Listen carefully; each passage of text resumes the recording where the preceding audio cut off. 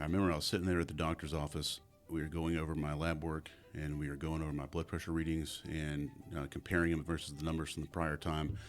And he just looked at me and said, "It's time for you to start taking blood pressure medication. You have idiopathic pre-hypertension, and it's been trending this direction now for a little while." And I just remember thinking to myself, man, I don't want to do that. And I asked him, I said, "Hey, is this something that, if I lose weight, if I change my diet, that I can get this under control and I can come off of it?"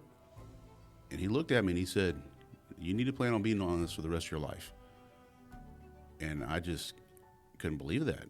I hated the idea of having to take something for the rest of my life. I mean, there's got to be something I could do, some dietary change, more exercise, that could make it to where I didn't have to rely on a pill.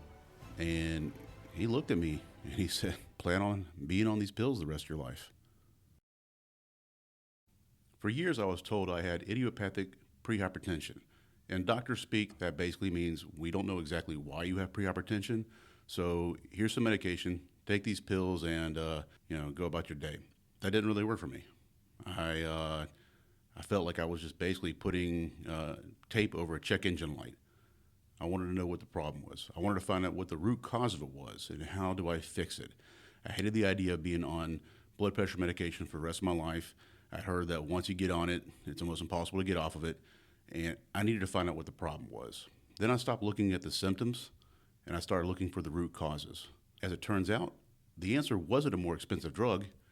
It was a simple molecule called TMG. For most of us, we're told that high blood pressure comes from being older, from salt, from stress. But the reality of it is that's not always the case. There is a silent factor that almost no physical tests for: homocysteines. Homocysteines are an amino acid and acts like a sandpaper in your arteries. When they're high, it causes stress, it scars your blood vessels, and it makes them stiff. When your pipes get stiff, your heart has to work harder to pump the blood.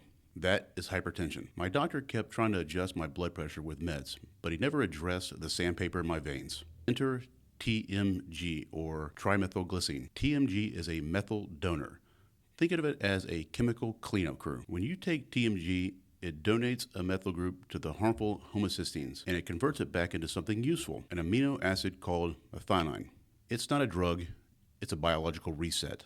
I started taking TMG, my homocysteine levels dropped. The inflammation in my arteries subsided, and for the first time in years, my blood pressure normalized naturally. Here's the part that pissed me off.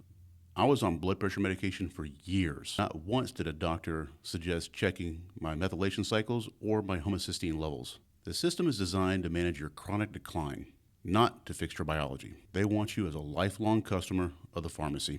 I'm 48 years old, I've lost 120 pounds, and I'm finally off the meds.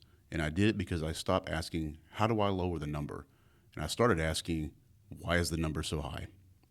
If you're being told that your health numbers are idiopathic or just part of aging, don't buy into it. Question it. Be your own advocate. Check your lab. Look into your homocysteine levels and just see if your body is not getting the right things it needs to adjust its levels and to heal itself. I'm not a doctor. I'm just a guy who refused to stay sick. I'm not saying that TMG is going to fix everybody's problems. And I'm also saying, for the record, that you need to do your own research. Okay? Don't listen to what I've said just because it happened to work for me. I'm not an expert.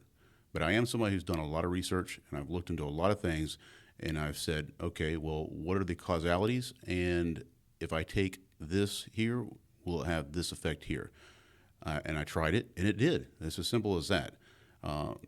I began taking my blood pressure medication and breaking it in half to wean myself off slowly. And that's what I did. And I had great success with it. And I've been off it now for 2 years. And I got to say, I'm very, very happy about that. And here's the crazy thing about it. It's not very expensive. The one I personally take, I get on Amazon. It's $19.95, and it gives me a 2-month supply. And I take it once a night, and I get the results, and I haven't worried about anything since. I think one of the other really frustrating things is I can't imagine how many other people out there, men and women, who are in the same situation as me. They've been told, yes, this is what you've got. You've got the idiopathic pre-hypertension, and here, take this medication. without doing any additional research to find out what it is. And how long have those people been taking pills that they potentially don't need to be taking either? And what are the side effects from those pills? That's the real frustration for me. That's the reason why I'm sharing my message, because if even just one person was to be helped by this, then I would feel like this has been a great thing.